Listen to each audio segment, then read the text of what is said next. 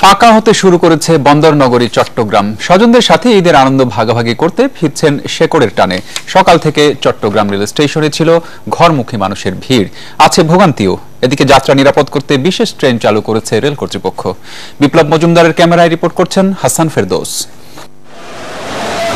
মহাসড়কের বিড়ম্বনা এড়িয়ে কিছুটা ঝামেলামুক্তভাবে বাড়ি ফিরতে সকাল থেকে চট্টগ্রাম রেল স্টেশনে এই ভিড়। শেকড়ের টানে বাড়ি ফেরা এইসব যাত্রীরা নির্ধারিত সময়ের আগেই অবস্থান নেন রেল স্টেশনে। স্বজনদের সাথে ঈদ আনন্দ ভাগাভাগি করতে বাড়ি ফেরার আনন্দে খুশি ছোটরাও।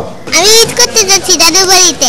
আমার দাদা ভাই, আমার আম্মু, আমার ভাই আম্মু। নির্ধারিত সময় ট্রেন ছেড়ে যাওয়ায় যাত্রীরাও স্বস্তিতে।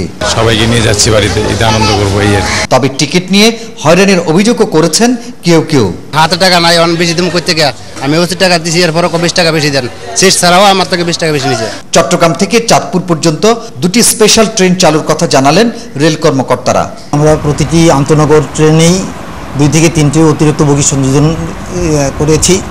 কিছু কিছু ট্রেনের 4টে পর্যন্ত অতিরিক্ত বগি সংযোজন করা হয়েছে। যাত্রী হয়রানি বন্ধ সহ বিড়ম্বনা কমিয়ে নিরাপদ গন্তব্যে পৌঁছাতে পারাই এখন ঘরমুখী মানুষের প্রাণের দাবি। হাসান ফেরদৌস, 21 টেলিভিশন, চট্টগ্রাম।